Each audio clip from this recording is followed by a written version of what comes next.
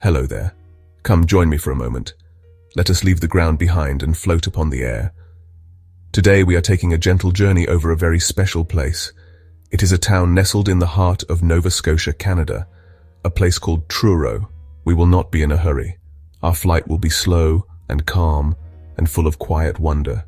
Forget the rush of the world for just a little while. Let your mind become still. Imagine yourself beside me, looking down from a great, peaceful height. The sounds of the world fade away, replaced by the soft whisper of the wind as we begin our ascent. We are here to simply observe, to see a small corner of our world in a way that is not always possible. From up here, patterns emerge that are hidden from the ground. The way the river bends, the way the streets create a grid of life, the way the forests hug the edges of the town. It is a perspective that offers clarity and peace. And so, we begin to climb. The earth gently falls away beneath us. It is a slow and graceful ascent, like a feather caught on an updraft. The familiar world transforms. Individual trees merge into a soft, textured carpet of green. The roads, once wide and bustling, now appear as thin grey ribbons carefully laid upon the land. You can see the gentle rolling hills that cradle Truro. They are like ancient sleeping giants covered in a blanket of forest. This is the landscape of Nova Scotia, carved by time and tide. Look there. The first thing you might notice is the way the light catches the water. A network of streams and rivers glints in the sunlight. They are the lifeblood of this region, winding their way through the fields and forests. The world below becomes a map, a living, breathing map. And at its center, we see the first signs of the town itself. A cluster of buildings, a gathering of human endeavor, nestled comfortably within the natural world. The sounds of the town are lost to us now. The traffic, the voices, the daily hum, it all fades into a profound silence.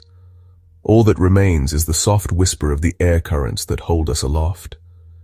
Now let us drift closer to the town center. From our vantage point, downtown Truro looks like a wonderful model village. The streets form a neat grid, a testament to thoughtful town planning from long ago. You can see the main thoroughfares like Prince Street and Inglis Place bustling with unseen life. The rooftops create a fascinating mosaic of colors and shapes. There are the dark slates of historic buildings, the reddish tones of brick, and the brighter colors of more modern structures. Each roof tells a story, sheltering families, businesses, and the community's collective memory. Look closely at the architecture. Even from this height, you can appreciate the charming character of the buildings. Many of them are made of sturdy brick, built to withstand the maritime weather. Do you see that large, elegant building with the clock tower? That is the old Normal College, a provincial heritage site. For over a century, it was a place where teachers were trained, sending knowledge and inspiration throughout the province. Nearby, you can see the steeples of several churches piercing the sky. They are like quiet sentinels, watching over the town for generations. These landmarks are more than just buildings. They are the keepers of Truro's story. Let us now turn our gaze towards a magnificent expanse of green. This is Victoria Park. From the air, it is breathtaking. It appears as a vast emerald jewel set against the urban grid of the town.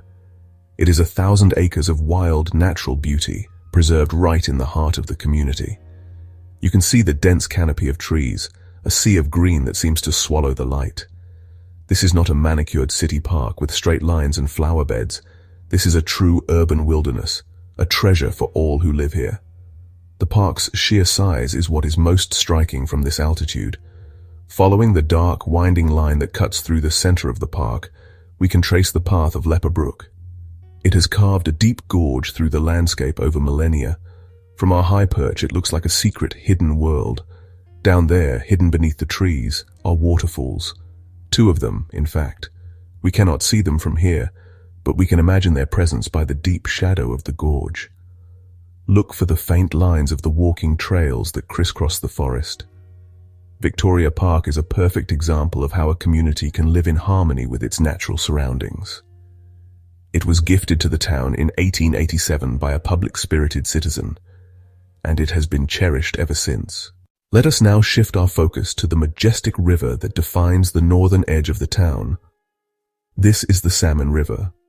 From our high and peaceful vantage point, it appears as a broad silver ribbon gently curving its way towards the Quebecois Bay. Its surface reflects the vast blue sky, creating a dazzling mirror that stretches across the landscape. You can see how the town has grown along its southern bank, respecting its path. The river is famous for something quite remarkable, the tidal bore. Twice a day, the incoming tide from the Bay of Fundy, which has the highest tides in the world, forces a wave up the river. Look at the wide, muddy banks of the riverbed. They are exposed now, at low tide. The Mi'kmaq people, the original inhabitants of this land, have lived alongside this river for countless generations. They call this area Wagobagitik, which means end of the water's flow. It is a beautiful and fitting name. Notice the bridges that span the river, connecting Truro to the communities on the other side. They look like delicate stitches holding the landscape together. Below them, the river flows on, indifferent to our constructions. The Salmon River is not just a body of water, it is a dynamic living system. It is a source of wonder, a historical pathway, and a vital part of what makes Truro so special. Now, let us gently guide our flight a little to the south of the town's center. Here we see another community, an integral part of the Truro area. This is the Millbrook First Nation. From the sky we can observe its layout, a community with its own distinct character and heart. The homes are arranged in neat circles and rows surrounded by green spaces. It is a place of deep cultural importance and a vibrant modern community. Looking down, we see a place that is both contemporary and deeply connected to an ancient heritage. The most prominent feature we can see from this height is the Truro Power Center, a major retail area developed by the Millbrook First Nation. It is a testament to the community's economic vision and success. The large, modern buildings and sprawling car parks stand in contrast to the more historic parts of Truro, showing a different kind of growth and prosperity. This development has made Millbrook an economic powerhouse in the region. Beyond the commercial development, we can see the heart of the community itself. There is the school, the health center, and the community hall. These are the buildings that support the daily life of the people of Millbrook. From our aerial perspective, we see Millbrook not as separate from Truro, but as an essential part of its whole story. The two communities lie side by side, their histories and futures intertwined. Though we are flying on this one particular day, let us use our imagination. Let us picture what this same view would look like in other seasons. Imagine it is autumn. The great green canopy of Victoria Park and the surrounding hills would be transformed into a breathtaking tapestry of red, orange, and gold. The maple trees would be ablaze with fiery color. The air would be crisp, and the sunlight would have a soft golden quality. From our perch in the sky, Truro would look like it was wrapped in a warm, colorful blanket. Now let us imagine a deep winter's day. A fresh blanket of pure white snow covers everything. The world below is simplified, its forms softened. The branches of the deciduous trees would be dark, delicate lines drawn against the white. The Salmon River might be frozen near its edges, a sheet of grayish-white ice. The rooftops of the town would be dusted with snow, and smoke would curl from the chimneys, the only sign of the warmth and life inside. Then comes the gentle arrival of spring. The snow melts, and the world awakens. The first hints of green would appear, a soft pale fuzz on the trees. The rivers would swell with melting snow, running high and fast. And finally we return to the lushness of summer, much like what we see today. Each season paints Truro with a different palette, offering a new perspective on its beauty. It is a reminder of the constant, beautiful changes that govern the natural world and our lives within it. Our time in the sky is now drawing to a close. We begin our slow, gentle descent. The world below begins to grow, to come into sharper focus. The mosaic of rooftops separates into individual houses once more. The thin ribbons of roads widen, and we can almost imagine the cars moving along them. It is as if we are slowly zooming back into the world, returning from our peaceful, detached observation to the realm of daily life. The sounds of the world begin to return to us. Faint at first, then a little clearer. The distant hum of traffic, the barking of a dog, the general murmur of a town alive and breathing. It is not jarring. It is a gentle welcoming back. We have seen Truro from a godlike perspective, as a map of patterns and flows.